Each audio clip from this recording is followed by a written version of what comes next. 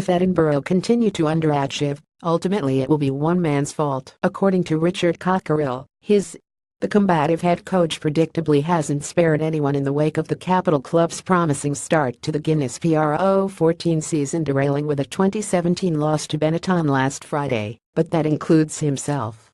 "When the team don't play well, that's my responsibility," he stressed. "We've had two good performances in pre-season, one good performance against Cardiff, when we were on it, a so-so performance against Newport, when we managed to get ourselves out of it, but we got royally bitten on the backside at the weekend." Many of the faults on Friday were depressingly familiar to Edinburgh fans, but Cockerill had already warned that changing the club's old habits would take time. "We don't become a good team in 4 months, it will take time," he continued.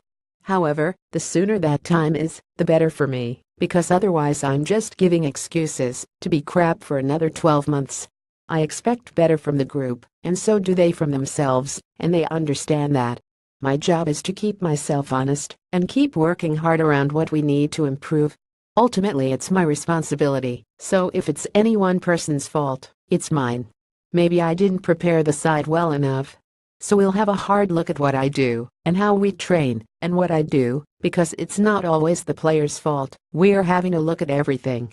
However, the squad knows exactly what he thinks, describing the squad debrief as a robust session, when some home truths were told. "Simply, that level of performance isn't acceptable," he continued. "And if guys want to play like that, then they can't stay in the team. Unfortunately, I don't have a complete set of players to change everybody, so some guys will get another opportunity this week against Scarlets. I learned some valuable lessons last week on how I have to deal with this group of players. At the moment they need to be driven hard every day, because if they're not, they switch off, and that's just the nature of the beast. Not everybody switches off, and not everybody's sloppy, but we've got to make sure the weaker-minded of the group play and work as hard as the others." We were making some positive signs, but they weren't as positive as we would have liked them to be. "I'd have liked to have been 3 wins from 3 going to Scarlets and gone there with some confidence. But the weekend we let ourselves down, so we've got to have a reaction, front up and make sure we perform. We weren't the best team in the competition when we beat Cardiff, and we're not the worst team now we've lost to Treviso. We just fell flat on our faces on Friday."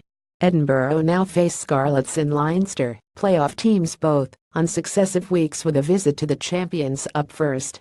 Scarlets have a better team and better squad to Cardiff. "They're very strong across the board, full of internationals and British Lions," he said.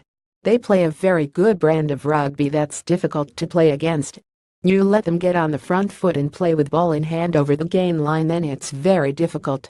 We have to defend better than we did on Friday, we've got to front up like we did against Cardiff, and we've got to go another step beyond that. If we don't, it'll be an uncomfortable afternoon."